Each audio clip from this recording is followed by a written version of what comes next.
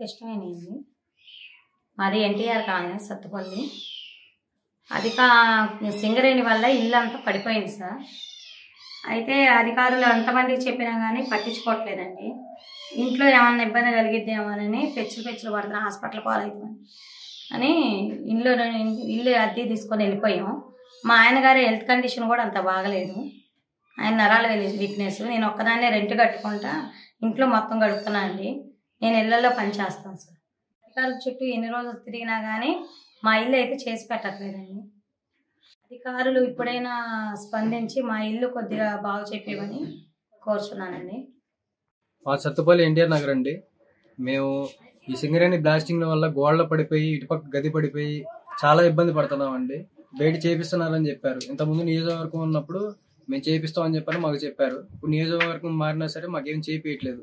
Main road దగ్గర అయితే చేపిస్తున్నారు. మాకైతే లోపలికి వచ్చి మాత్రం పట్టించుకోవట్లేదు. మా మెయిన్ రోడ్ అండి, మాది స్కూల్ రోడ్డు. ఈ చివరికి వచ్చేసరికి ఎవరు పట్టించుకోవట్లేదు. నేను మొన్న చూసా అండి, ఆ చివరి చేపిస్తున్నారు. సింగరేణి వాళ్ళని కనుక్కోమన్నారు. మేము చెప్తే ఎవరో పట్టించుకోరండి. మాకు తెలియదు. మేము పొద్దున్నే పనికి పోతే సాయంత్రం వచ్చేటోళ్ళం అండి. మేము ఇల్లు పడిపోయి వర్షాకాలం వస్తే నానా ఇబ్బందులు పడతామండి. మేము మమ్మల్ని అయితే ఎవరు పట్టించుకోవట్లేదు. దయచేసి ఇది మాత్రం కొద్దిగా మా ఇల్లు మాత్రం కొద్దిగా చూసుకోండి అండి. మాది ఎన్టీఆర్ నగర్ అండి, స్కూల్ రోడ్డు. నా పేరు మీరాది. నాకు భర్త లేదండి. నా ఇల్లు పడిపోయిందని ఇప్పుడు 3 సంవత్సరాల నుంచి పాడుబడ్డ ఇంట్లోనే ఉంటున్నా. ఇదిగో అదిగో అంటున్నారు. ఒక్కళ్ళు కూడా వచ్చి తిరిగి చూడలేదు. ఇల్లు కానీ బాత్రూములు కానీ అన్నీ పడిపోయినాయి. అయినా కానీ ఎవ్వరూ రాలేదు అధికారులు. ఇదిగో అదిగో అంటున్నారు. అంతేగాని ఈ పాడుబడ్డ ఇంట్లోనే పడి చచ్చిపోతున్నాం. ఎవరో లేరు. ఇక దిక్కులేని దానిలాగా ఇందులోనే ఉంటున్నా.